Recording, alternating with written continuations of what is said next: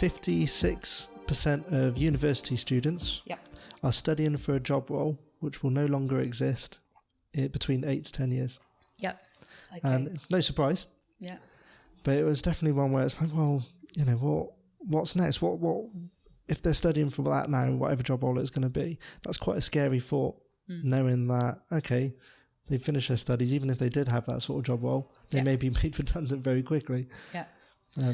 Yeah, exactly. And that figure doesn't surprise me, Ricki. And I'd say probably for, you know, if you're going to do something that you need a university degree for, you know, certainly if you're going into the medicine industry, the medical industry, you know, aeronautical industry, those kind of scientific roles, I think that kind of education is key. Life has evolved very quickly over the last 30 years, extremely fast. Yeah. And but again, you know, when we say the education system, that's not excluding the university either. Although there's been massive advancements in university and that system, it's still not caught up with how quick the environment and, you know, everything else is evolved. And so you've also got there this tribal cycle that I referred to.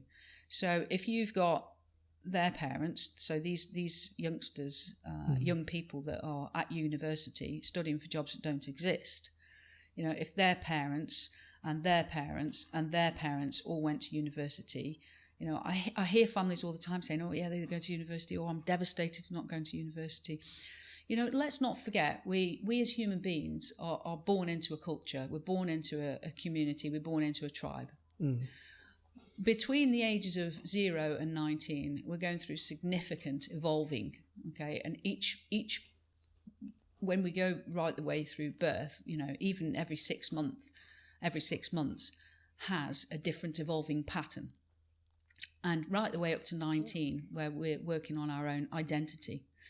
Now, when you get to 19, all of those belief systems that you've got, bar a few, depending on how independently minded you are your parents' belief systems, or your teachers' belief systems, or your peers' belief systems. We have a chance at 19 to recycle that, where we can think, okay, is this my place on the planet?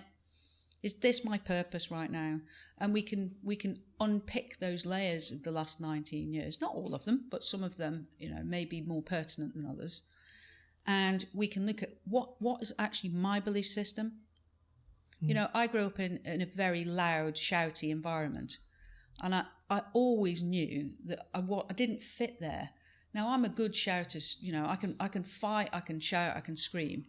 But it doesn't come naturally to me. I had to work at that because that was a belief system in an environment I was born into. By nature, in my soul, I'm a really peaceful person. I love peace. I like being quiet. I like being away from any chaos. And actually, I don't really like confrontation. But because I've developed that in that environment, I've actually got an aptitude for it that's been developed. That's interesting. So when we look at these young people in university, most of them are going through a belief system which is tribal.